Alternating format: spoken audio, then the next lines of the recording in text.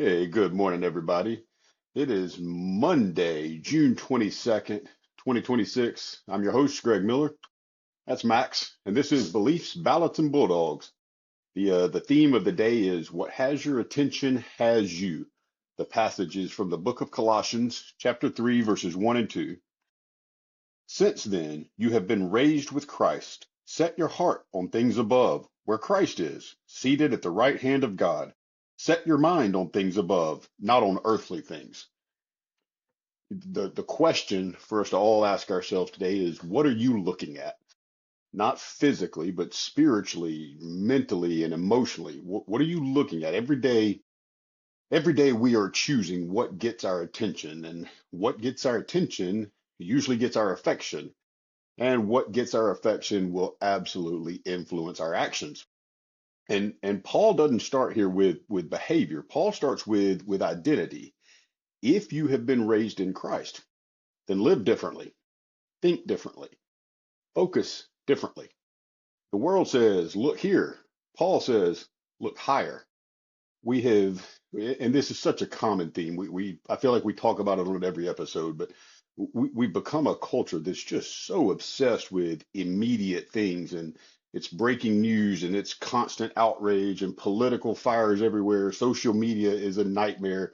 Celebrity drama, fear and anxiety rule the world, and we are all day long consuming information and yet somehow feeling less peaceful, less hopeful, less connected, less joyful, and less like we know what's going on, even though we consume information all day.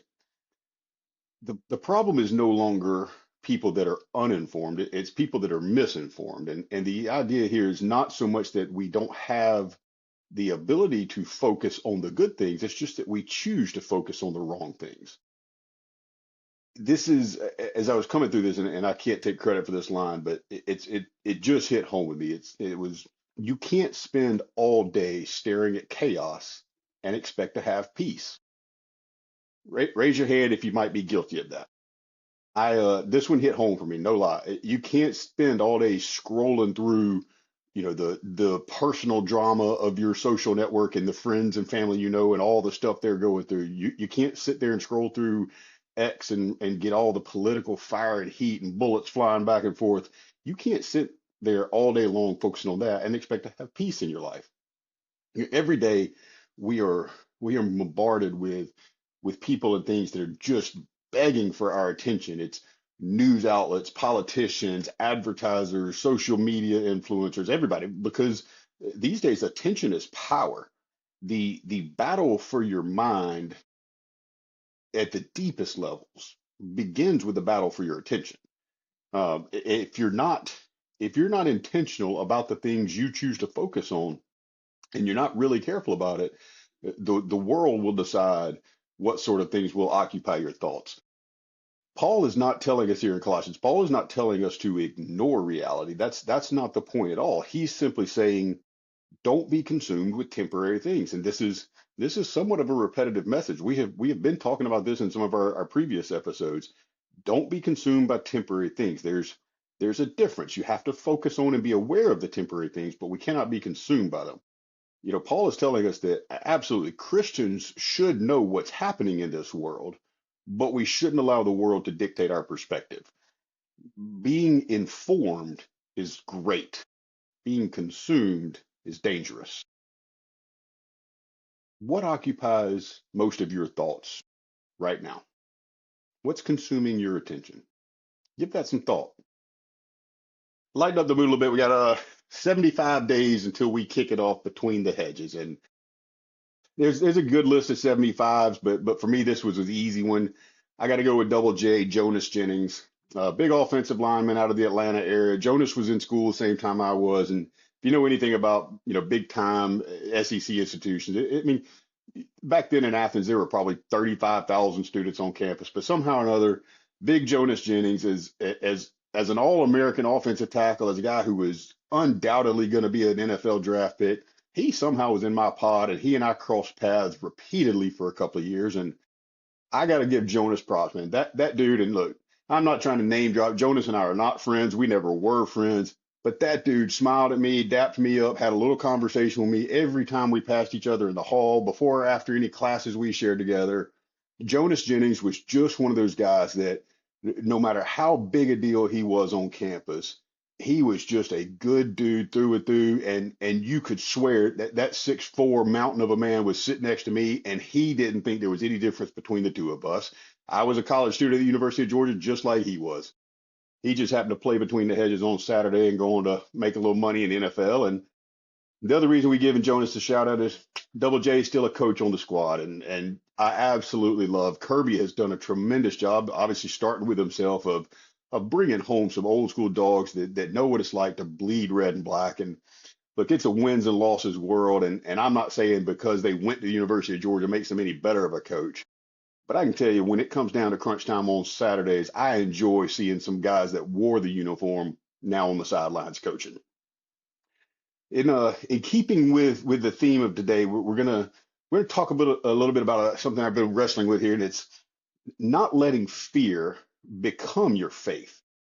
And it's a little tricky, but let me hear me out. Follow through on this. It's we're all anxious, we're all tired, we're all a little bit of have a little bit of anger in us. And it's just because we feel the instability all around us. The economy is shaky, the country's unstable, politicians are all corrupt, the world is dangerous, and as for me and anybody that's got parent as a parent, like we just know it that our kids are growing up in total chaos. And make no mistake about it, this is not just a political or social issue. This is a spiritual issue.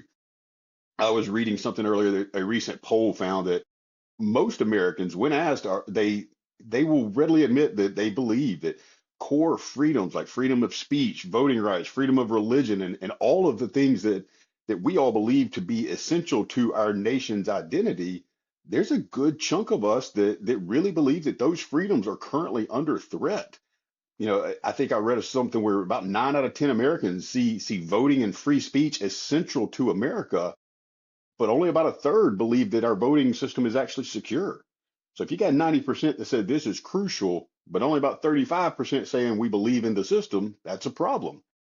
And anxiety is not just political. I think I read the American Psychiatric Association has a mental health poll that they're saying like 62% of Americans are stressed out and anxious just about day-to-day life and paying bills and things of that nature. And I mean, that is more than half the country that is readily admitting to being uncomfortable, anxious, and a little bit scared. And we can't live by fear. In the book of Psalms, chapter 46, verses 1 and 2, it says, God is our refuge and strength, a very present help in trouble. Therefore, we will not fear through the earth gives way. We cannot fear earthly things. That's the message. Not that there's nothing wrong, not that everything's fine, and certainly not saying, hey, ignore the headlines. The message is simple. Even when the world around you shakes, God doesn't. 3 points. We always try to kind of consolidate things. Fear makes everything look bigger than God. Fear is a very, very powerful emotion. It is a very, very powerful feeling that can absolutely spin out of control on you. And the world we live in, the news is loud. Your bills are real. Culture is changing every day, and it's hard to keep up. The political temperature is as high as I could possibly ever imagine it. But as Christians, we're not called to deny these things. We're not called to deny trouble and put our head in the sand and pretend like these things don't happen. We just deny that the trouble gets the final word. We know there's more to the story. The second point here, and this is one I think this kind of hits home a little bit for me, and it's something we all see. Outrage isn't courage. A lot of people, especially since social media, the keyboard warriors are are everywhere.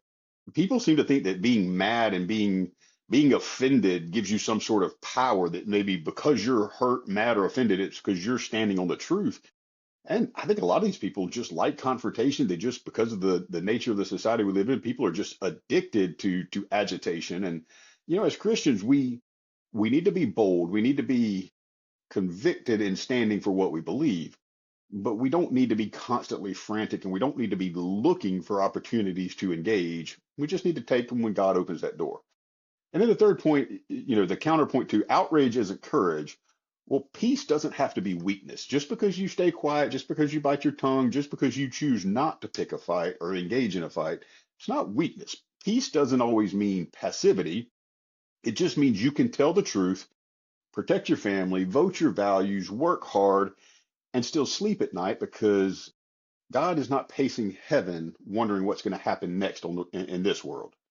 You know, we all focus on the wrong things from time to time, and that's what this is telling. The whole message of today's passage is to focus on the right things, focus on the eternal things and the heavenly things. Yes, we must care about religious liberty. We must care about freedom of speech. We've got to work on fixing this culture that we're trying to raise our kids in. But if our faith only shows up as panic and anger and suspicion, then we're not truly showing the world what Christ wants us to show.